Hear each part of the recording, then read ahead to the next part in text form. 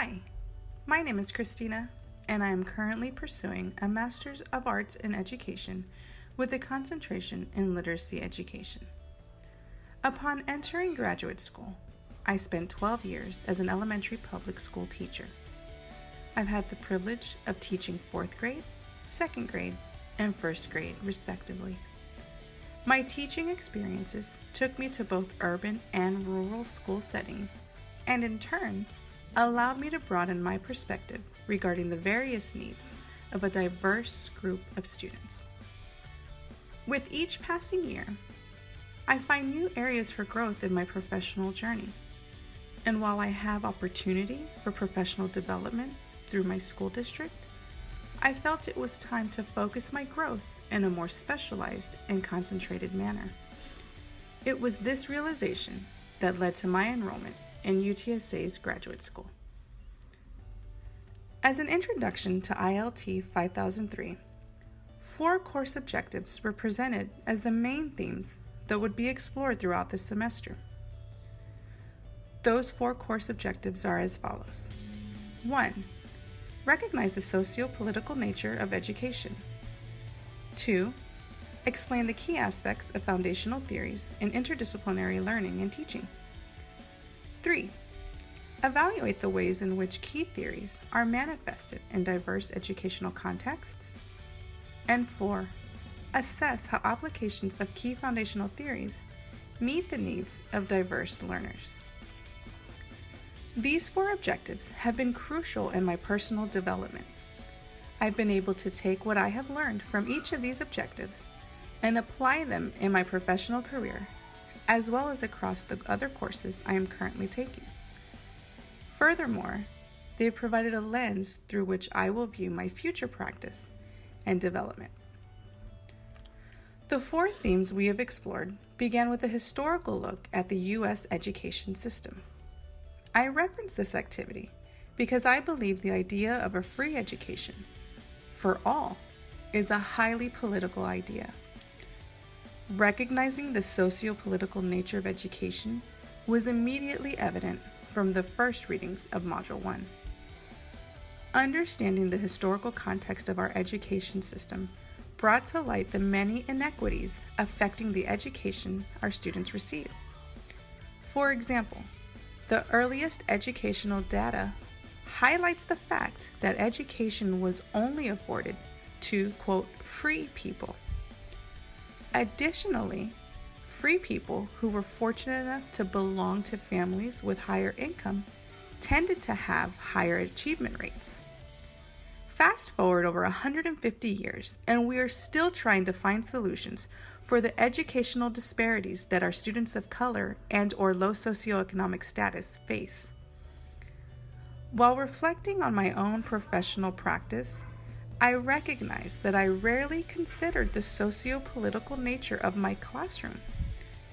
When I view my classroom through a historical lens, however, I'm able to break through any deficit thinking that may be driving my instructional decisions. Instead, I now try to understand the social and political context that my students, and by extension their families, are bringing into my classroom, and embrace the challenge of making educational decisions that take those contexts into consideration. This affects how I view curriculum, educational access, and informs my approach. It is imperative that educators understand the political and historical context that shapes the education we deliver to our students. In recognizing the socio-political nature of education, I was forced to explore my personal philosophy of education and its impact on my pedagogical approach to teaching. As we explored the foundational theories of interdisciplinary learning and teaching, I was able to identify the key aspects of those theories. Interdisciplinarity, as Moran argues, has transformative benefits to learning and therefore should be the approach that teaching takes. Furthermore, Nisani focuses on the rewards interdisciplinarity affords, such as growth of knowledge, social benefits, and personal rewards. Understanding the educational learning theories is critical to understanding the assumptions of learning and knowing. Furthermore, there are many theories that support as well as challenge one another, and it is important that educators are able to discern when it is appropriate to apply a particular theory. The final key aspect of ILT that we explored related to teaching. We discovered the many approaches to teaching that are informed by a diverse learner population. Culturally responsive practices consider the cultural and linguistic differences that students bring to the classroom. Understanding those differences can inform practice that is sensitive to students' diverse social, behavioral, and instructional needs. Recognizing sexual diversity in schools is a topic many educators tend to avoid. But students who identify as part of the LGBTQ community exist as part of our population of learners. As Meyer suggests, ignoring an important part of a student's identity can have negative impacts on a student's educational outcome. Therefore, it is important that schools and communities create a place of support and acceptance for all students, regardless of sexual identity. Creating an inclusive environment for all students, including students with disabilities, has benefits for all involved. An inclusive environment allows students with and without disabilities an opportunity to grow socially, emotionally, and academically. Finally, recognizing the 21st century learners that enter our classroom every day should be informing our teaching practices. We are living in an ever-expanding global society, and as a result, the diversity of our student population is constantly changing. As I reflect on the classroom culture I have always strived for, I realize that I have not always considered my diverse student population and instead designed instruction that was myopic and limited.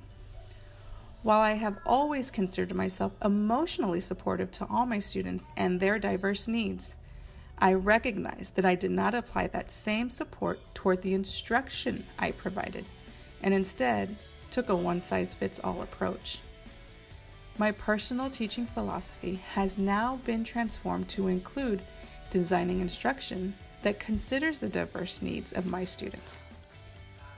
As I move forward in my educational and professional journey, it is important that I identify my goals and devise a plan of action that will consider the implications of the main themes of this course on my future endeavors. Goal 1. Complete my master's program. When approaching my courses, I will now view my learning through a critical lens that considers the socio-political nature of learning and how it impacts learning, teaching, and educational outcomes of a diverse group of learners. Goal 2. Continuously implement a culturally sensitive interdisciplinary pedagogy in my classroom. I will use this approach when planning instruction, evaluating curriculum, and advocating for my students. Goal 3. Pursue an implementation, curriculum, or instructional specialist position. It is through this position that I can have the most impact on students' education. Applying what I have learned and sharing this knowledge with other educators can have a positive influence on a greater number of students. As I look ahead to the future, I will take with me the principles and themes of this course. I will approach teaching with an interdisciplinary focus and consider the individual learning needs of a diverse group of students. And these considerations will inform a culturally responsive, inclusive instructional design.